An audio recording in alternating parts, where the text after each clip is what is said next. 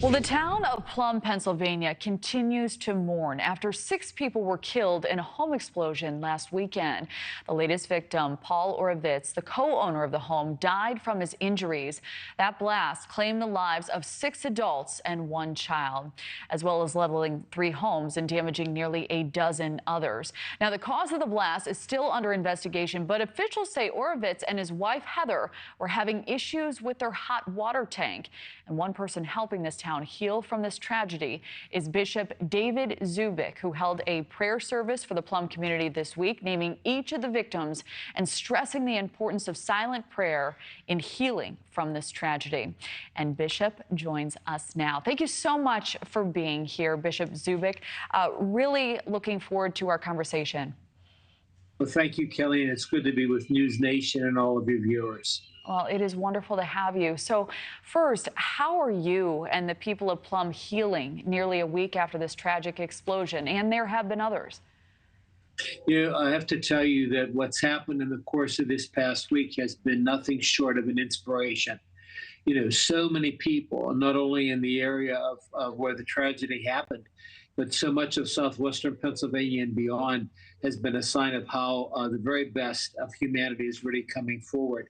I think one of the beautiful stories, you mentioned that there was a youngster, a 12-year-old youngster. Yesterday, all the members of his football team went to the Steelers practice, and all of the Steelers football players were there to sign autographs and to give support. And it's that kind of thing that really has been evident over the course of the last week. You mentioned that several nights ago we had a beautiful prayer service in one of the churches in the area. The church was packed, and it was just good to see people coming together, wanting to do something to really console all the families that have been involved in this terrible tragedy. Absolutely. And quickly, is there a story that stands out to you of just community outreach, things that have inspired you or things that you've seen and thought, wow, you know, God is working here? Yeah, I think, first of all, that people have relied on their relationship with God, not only in our Catholic Church, but in some of the other churches in the area. People have really come together. Second of all, people have demonstrated their faith by the ways in which they're reaching out to provide, some of the material needs that the people in that neighborhood are concerned about.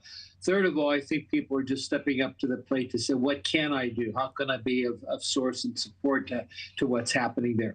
Just before you and I had a chance to come on the air, I had the opportunity to speak to the widow of one of the people that died in the tragedy.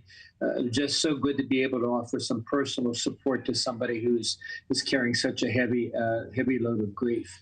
Well, it's so wonderful to hear that the community is rallying support around them in this way during this time.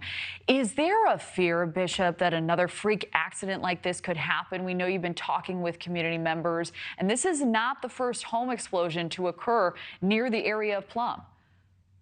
Yeah, I know there's a lot of concern about that, and that's really appeared in the news stories over the course of the last week.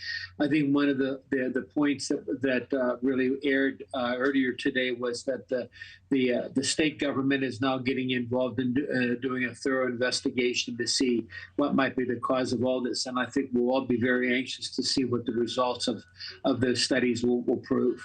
Absolutely, and we will be following up as well. Bishop David Zubik, thank you so much for joining us.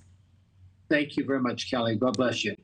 God bless you. Thank you for watching. Go to newsnationnow.com to find NewsNation on your television provider. And don't forget to click the red subscribe button below to get more of NewsNation's fact-driven, unbiased coverage.